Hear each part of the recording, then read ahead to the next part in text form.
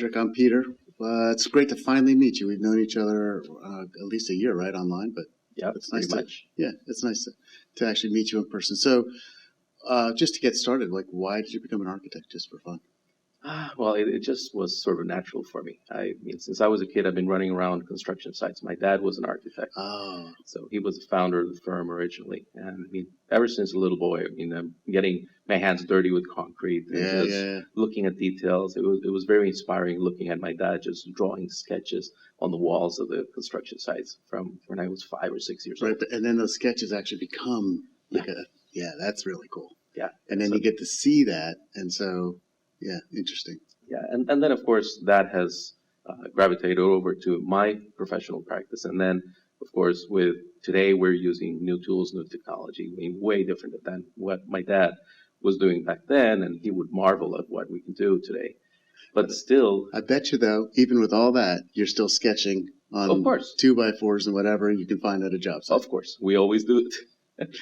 but it's nice to be able to just be creating something. Yeah. And then building it and seeing it come to fruition. Right. And so for me, it was a different journey. So my parents had nothing to do with architecture. For me, I had a high school teacher who saw the potential in me before I saw the potential in me, and she's the one who said, we have all these sets that need to be designed for our plays and all that kind of stuff. And so she started me on that path, and so I was directing people, and this needs to be taller or more blue or whatever. And then in college, I decided to try it, not knowing. And I double majored in engineering and architecture, and all my engineering grades were mediocre, but my architecture grades were really good. And I was having fun, and it was really working. So I gravitate towards the architecture. All right, cool. Yeah. Right. So what would you say, Peter, is your ideal client? And how important is this to be able to come up with your best work for your clients? Right. That's a great question. So an ideal client for me, I always describe this as I want my clients to be invested in the design of their home as much as I'm invested in the design of their home. And this is unfortunately not that easy a bar to climb over. Some people just live in a house, and that's okay for them, and that's the vast majority of people. But my clients have this, they understand how the design of their spaces, their yoga studios, their home, their office, even the restaurants they go to, how that affects their lives in a positive way or in a negative way. So they feel the energy from a positive design, and simultaneously they feel the energy when a design isn't any good. And so when their spaces are dreary, that brings them down. When their spaces elevate them, they understand that. And so for me, they want that experience. And like if people are wondering if they fall into this category or not, when you go into a cathedral in Europe and you immediately lower your voice, that's the architecture telling you what to do without any signs. There's no signs telling you, please lower your voice. You see this also at like high-end high schools. In the Baltimore area, we have a lot of those private high schools, and they design their campuses to foster excellence, and they do. So people raise their game. They have quads, they have buildings that look collegiate, and the students raise their game. This again is the design helping people in their lives. So I want clients like that, so that they understand how important design is, and then we dig into it. That's what I want. What about you? Well, I'd say in my case, I work specifically with clients that are compelled to build something special. Right. And they have an interest because it's their property, it's their home. They have a personal relationship to that property that we're creating for them. Mm-hmm.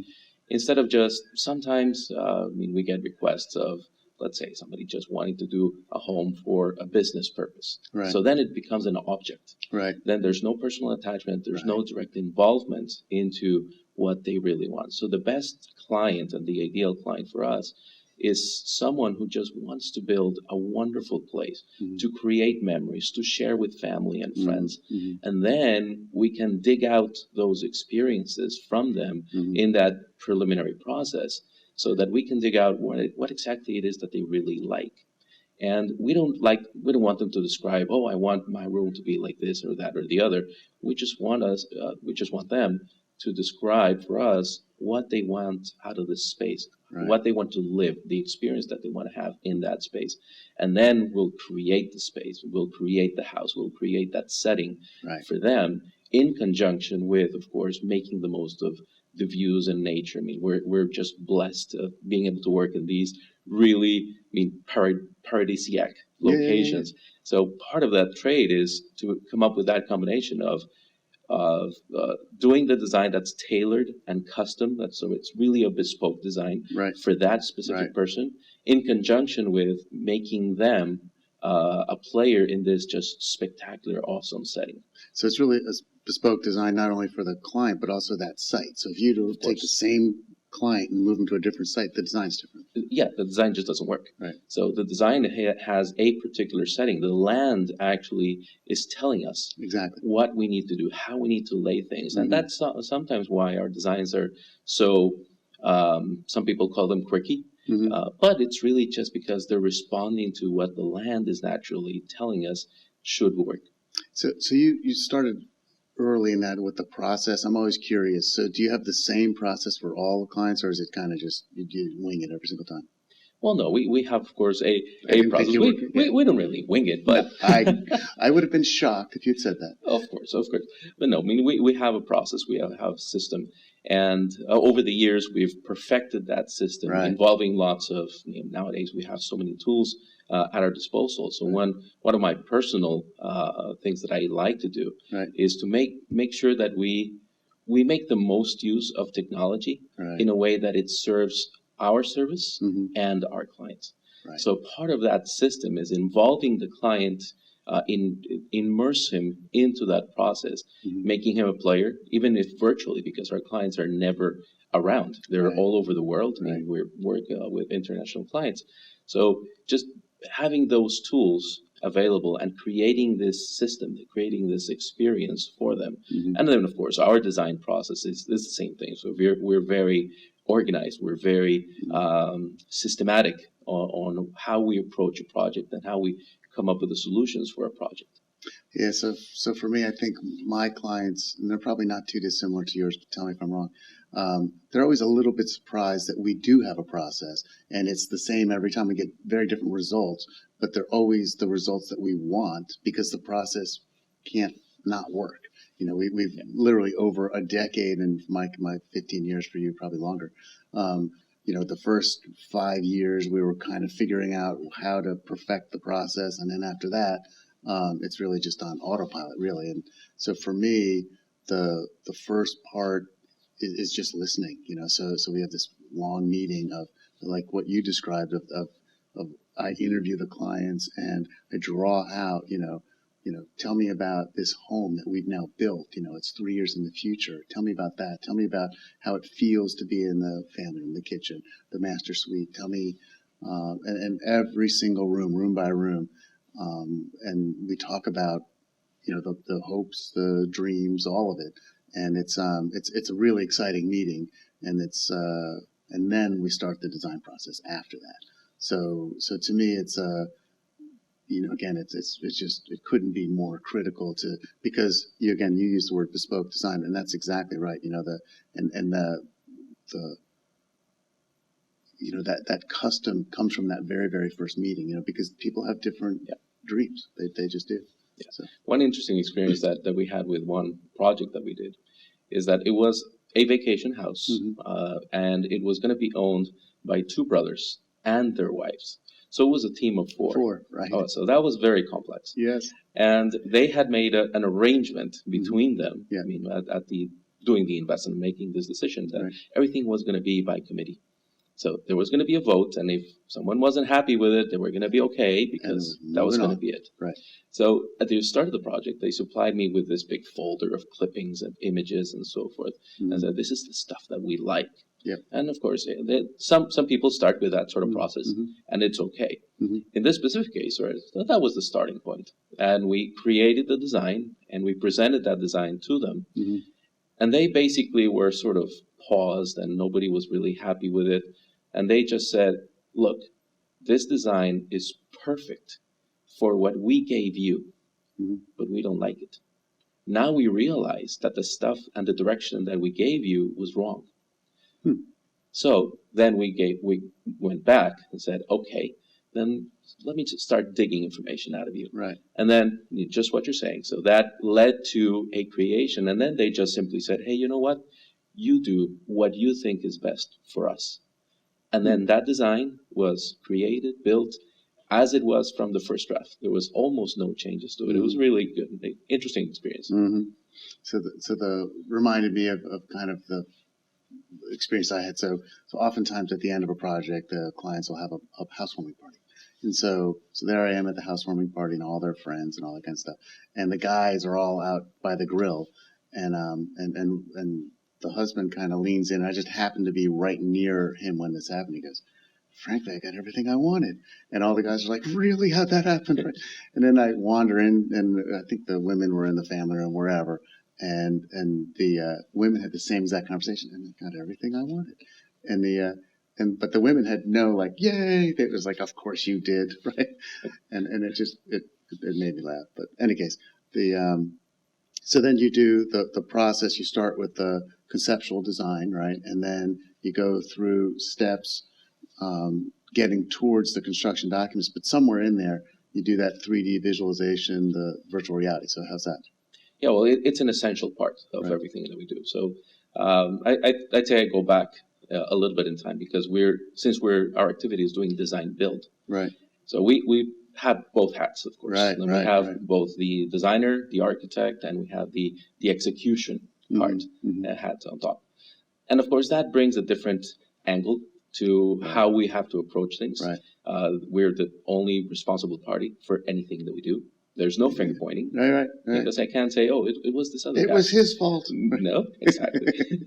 So that's something that's quite different. So going back to around 2004, I mean, I was working like many other architects. I was working just in doing drawings and doing plans and everything in 2D.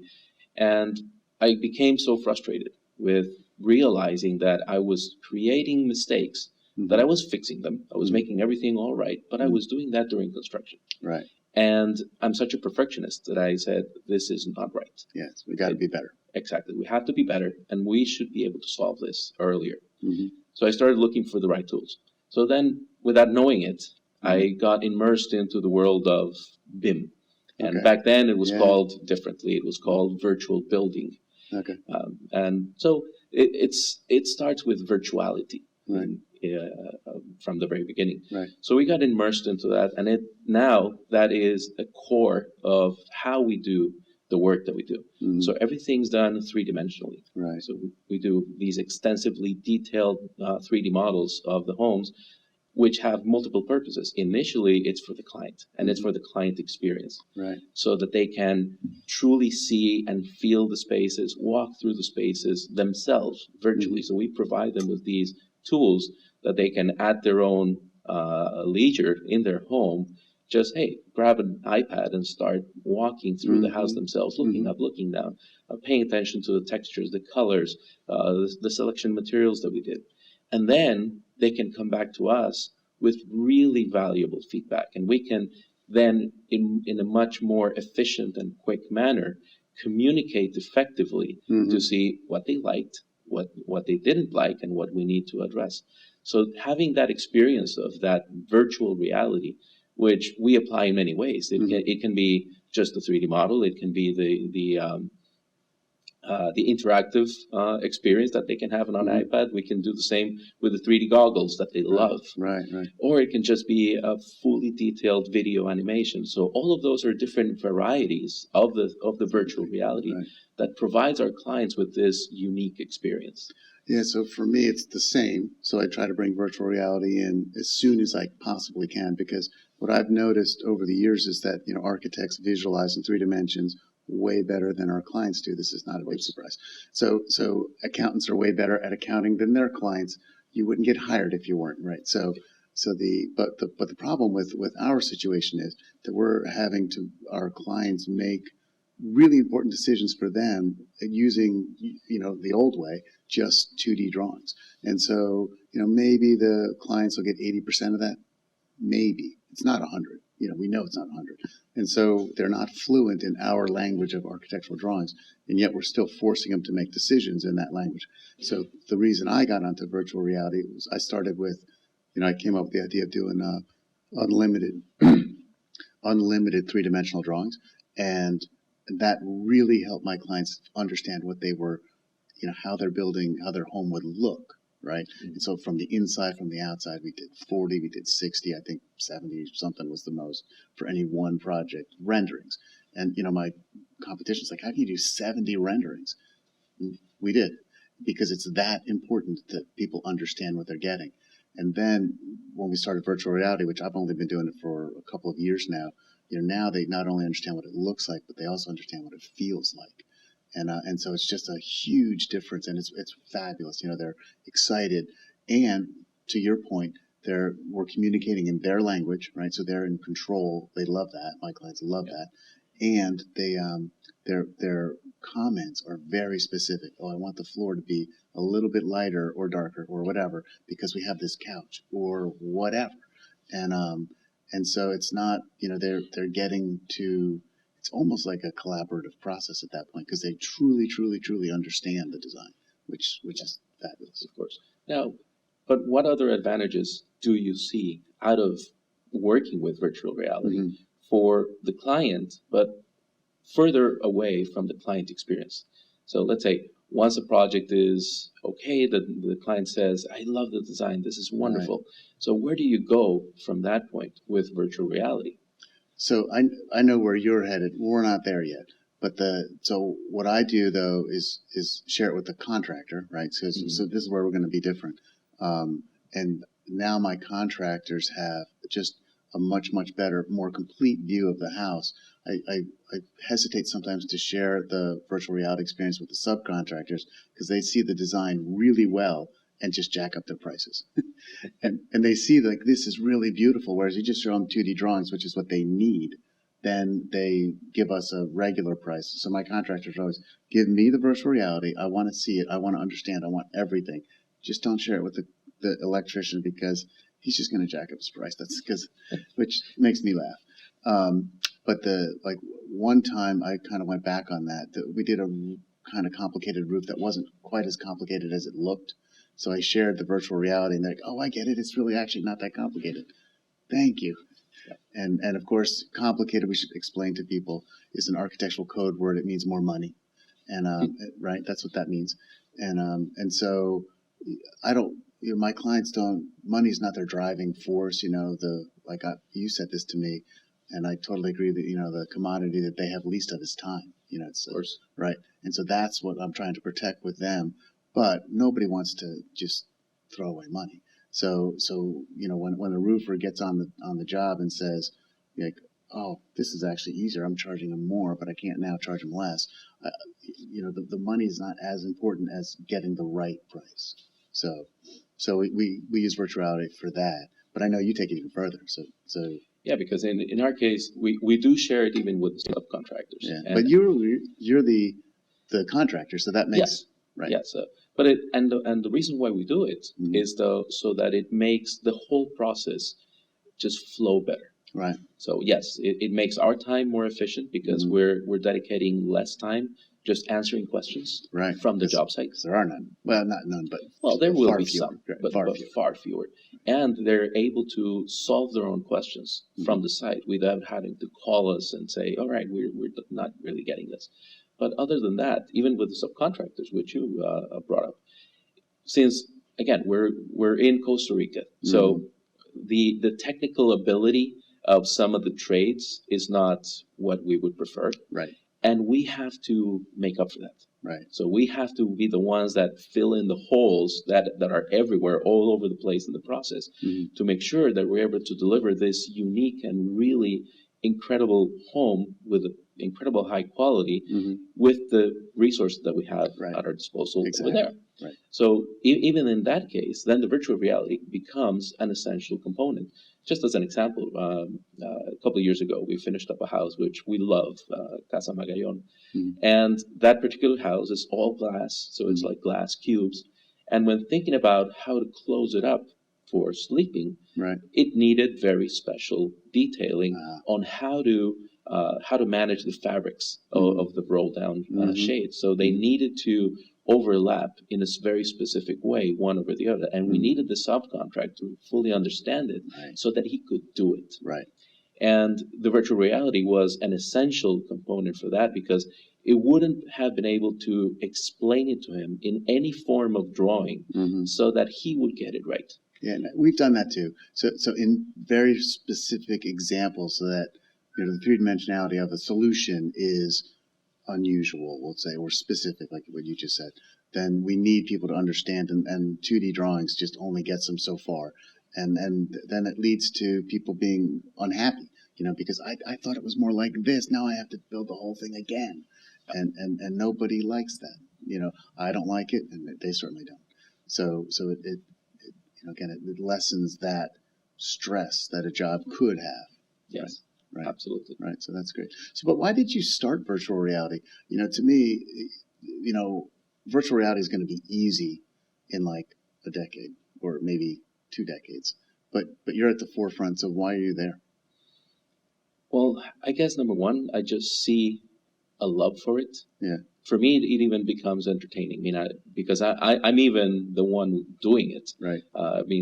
The people at the office, they of course now learn all of these skills and become more proficient at it. But I'm the very first person that's proficient at it and drives that lead for them at the office. But number one, it's simply entertaining. So it's a form of having fun. Right. At doing what we do and with the profession. So it's really, really nice in that sense. And of course, I just see the multiple advantages that it can bring to how we provide our service to our clients. So by using virtual reality, it's one of the tools. It's one of the most important tools, but it's one of the tools that allows us as a architectural firm to be at a higher level than our competition, and provide our clients with not only really special design and really special places that we create, but having an experience that is pleasant, pleasurable, and that they don't need to worry about it because they're running all around the world, managing their lives, managing their businesses. And our whole point is that having this decision on investing in another country, creating a property in another location, doesn't become something that's a problem for them. And that's an element, one of many, of course, but one really big element of providing that experience. Yeah, so for me, I tell my clients this, and you might laugh. So I say, I have no proof of this whatsoever, not one teeny piece of evidence, and yet I'm 100% sure I'm right. And that is that people who enjoy the design process, who really love the design process, will enjoy that home even more. And of course I can't prove that, and no one will ever be able to prove that, but I know I'm right. I've seen it, and so so to me, I echo everything you just said there, that it's, our job is really multiple. One of them is to design a beautiful home, right? But the other one is also to design a process that's, captivating, fun. And, I'll give you one quick example. The first virtual reality meeting I had, the very first one, we got the goggles. I tested it, and I was all nervous, of course, and all that. We had tested it like a week before, and it didn't work. And then we changed something, and then it worked. And then we did it again, and it didn't work. And then we did it a third time, and it worked again. And then the meeting happened.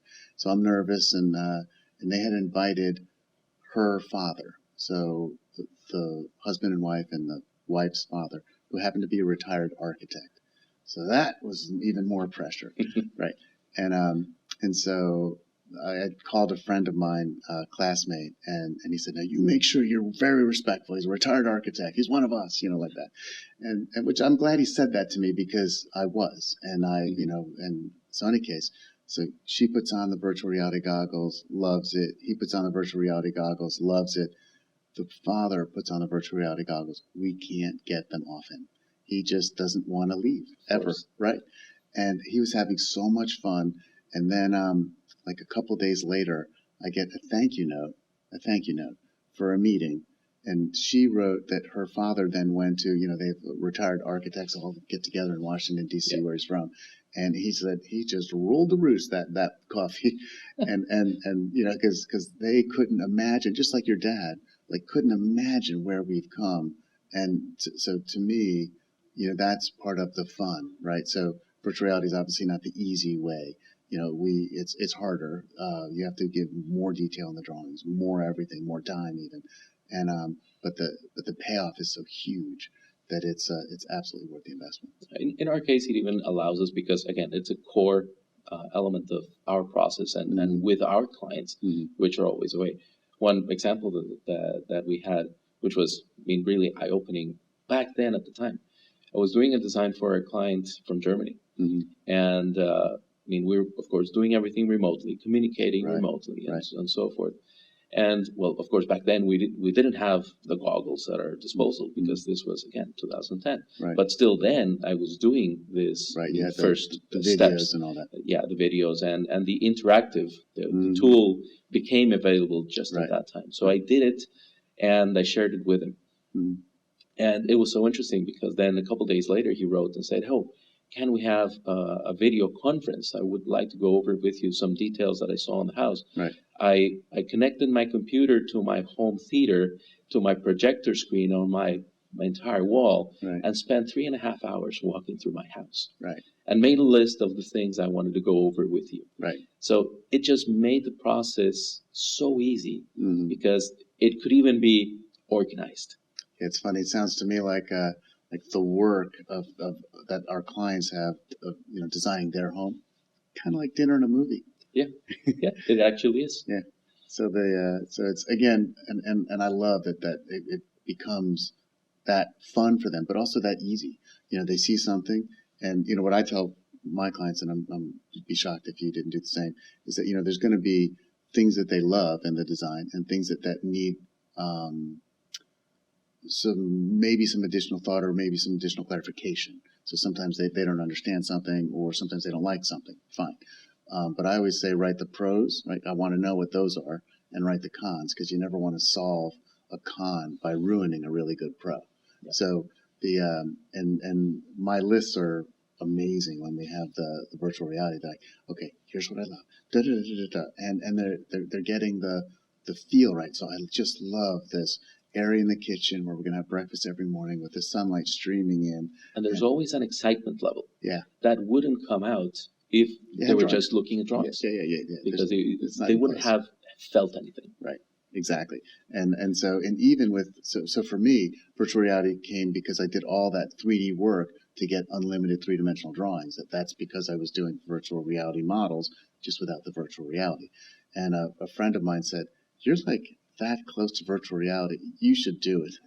And so I did. And I thought that the difference would be a little bit, because they saw so many renderings. And I was wrong. The difference is huge because they're getting the feel of their home. It's not just that they see the home, they feel it. And that's what's great. Yeah, and that's why, like you said, we take it maybe one step further. But the main reason why we do it is because we have to be designing these projects in these paradise locations. Right. So we have to represent paradise.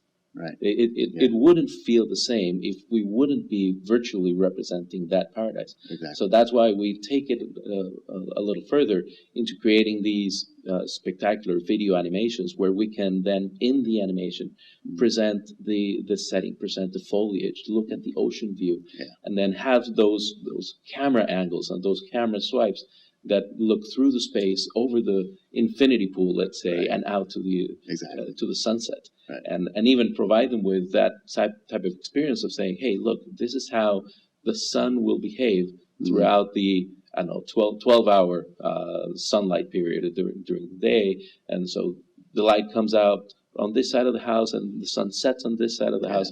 And we can do the same at different times of the year, so they can understand how that behavior is of sunlight. So it's really, really cool.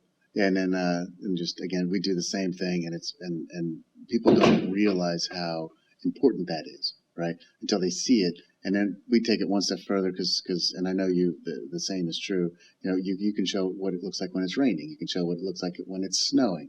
Does it snow in Costa Rica? Not really. Exactly, but it does in Baltimore. So we get snow on Christmas morning, and so they can see their house on Christmas morning. And when I show them that, you get this like, I just want the house to be built now, you know. Yes. Look, and it's again, I before, you know, the virtual reality, I never did a snowy rendering ever, you know, and so now I wouldn't miss it, and so it's just interesting the way, again, moving forward with virtual reality, just again that getting people to really, really, really understand their home, all of it, and it's just it's magical. It's great. Yeah, I think we're good. Yeah. So Peter, it's been a pleasure, and hope we continue. Yeah, I can't wait. I am coming to Costa Rica. You won't be able to stop me. Yeah, okay. That sounds like a plan.